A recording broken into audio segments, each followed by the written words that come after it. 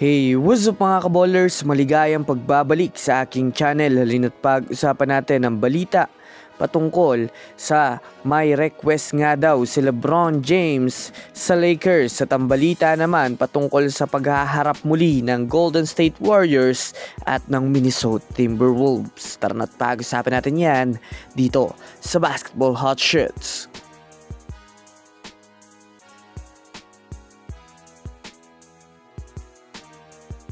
Una nga muna tayong dumako mga kaballers sa balita patungkol sa nag-request na nga daw si LeBron James sa Lakers. Well, alam naman nga po natin mga kaballers kahapon na talagang hindi katanggap-tanggap ang pagkatalo ng Lakers sa San Antonio Spurs. Yes mga kaballers, bago pa man nga po magsimula ang laro ay expected na nga na mananalo ang Lakers dahil na rin naman sa ganda nga po ng nilalaro nila at kumpleto pa sila kontra sa Spurs.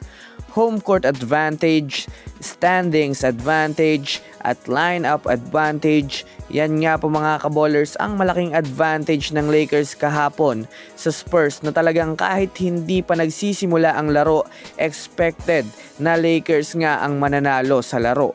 Ngunit sa kasamaang palad, kabaliktaran nga po mga kaballers ang nangyari matapos matalo sila sa Spurs, bugbog at literal na hindi nga sila pinaporma ng San Antonio Spurs. Kahit wala nga si Wembanyama ay talagang pinatunayan ng Spurs na hindi sila basta-bastang team lang.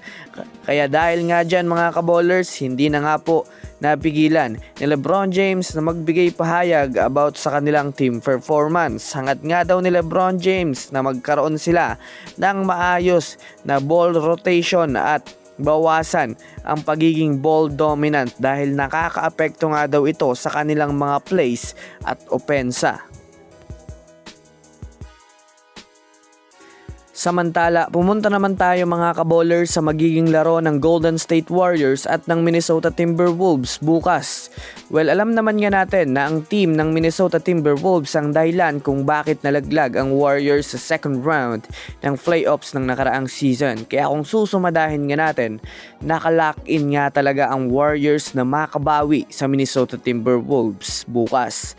Sa mga hindi nakakaalam, bukas na rin naman nga po magbabalik si Stephen Curry na masasabi nating isang magandang balita ito para sa kanila lalo pat mas madadagdagan nga po sila ng puwersa sa opensa. Ayon nga sa ESPN prediction, nasa 75% nga po mga kaballers ang pag-asang mananalo ang Warriors kontra sa Wolves bukas. Ito ay dahil na rin naman sa nasa momentum nga ang GSW at nagsisimula na ngang makuha ng Warriors ang kanilang tamang rotation para manalo sa laro. Habang sa parte naman ng Minnesota Timberwolves ay nagkakaroon nga sila mga kaballers ng struggle sa pagkuha ng panalo ngayon. Sa naging media interview nga ni Stephen Curry sa Warriors management, sinabi nga nito na excited na nga daw siya sa pagbabalik niya sa Minnesota Timberwolves para makakuha ng panalo. Wala naman nga daw siyang ibang iniisip ngayon kundi manalo, kaya sinabi nga daw nito na palagi siyang handa para sa Golden State Warriors. So yun lamang mga kaballers, yan lang na muna ang ating pag-uusapan sa ngayon. Pindutin ang subscribe and hit nyo na rin ang notification bell para sa mga susunod na updates sa mundo ng basketball. Again, this is Basketball Hot Shots. Thanks for watching.